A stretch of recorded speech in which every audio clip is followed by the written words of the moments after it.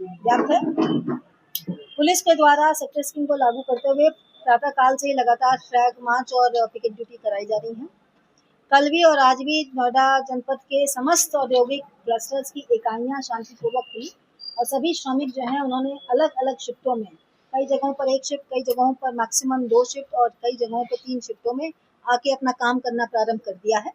उत्तर प्रदेश सरकार द्वारा high level की कमेटी की रिकमेंडेशंस को स्वीकारते हुए सभी श्रमिक भाइयों के न्यूनतम वेतनमान में जो वृद्धि की गई थी उसको लेकर श्रमिकों में एक संतोष की भावना आ गई है।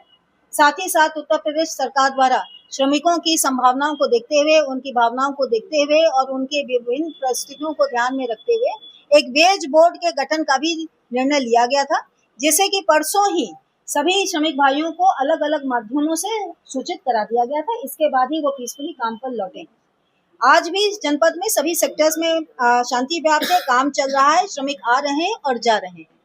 इसी क्रम में 13 तारीख को जब कुछ हिंसक 2 जगहों पर हिंसक भीड़ ने बवाल करना चाहा था और पुलिस ने उसे नियंत्रण किया था, उस दौरान जब सारा बवाल शांत हो गया था तो उसके बाद दोपहर में 2 सोशल मीडिया हैंडल्स के द्वारा एक फॉल्स नैरेटिव तैयार करते हुए गलत तथ्यों को अपने हैंडल से ट्वीट किया गया था और उसके बाद उसको वायरल कराया गया था।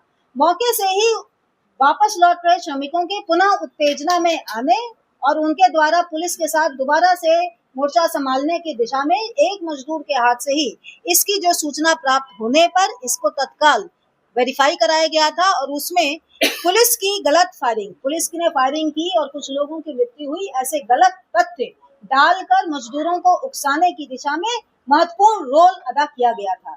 ऐसी दशा में इन 2 एक्स हैंडल्स के खिलाफ में थाना सेक्टर 20 में 2 मुकदमे 13 तारीख को ही लिखे गए थे और उसके बाद विवेचना को आगे बढ़ाया गया था। ट्विटर से आज प्राप्त डेटा के अनुसार जो उन्होंने अपने टेक्निकल डिटेल्स हमें उपलब्ध कराए हैं और उसकी एनालिसिस के उपरांत ये फैक्ट सामने आया है कि ये दोनों ही ट्विटर हैंडल्स @ProudIndianNavi एंड एक आपका है जिसकी सूचना आपको अलग से दे दी जाएगी जो उस FIR का हिस्सा है। ये दोनों ही हैंडल लगातार पाकिस्तान से ऑपरेट होना पाए गए हैं।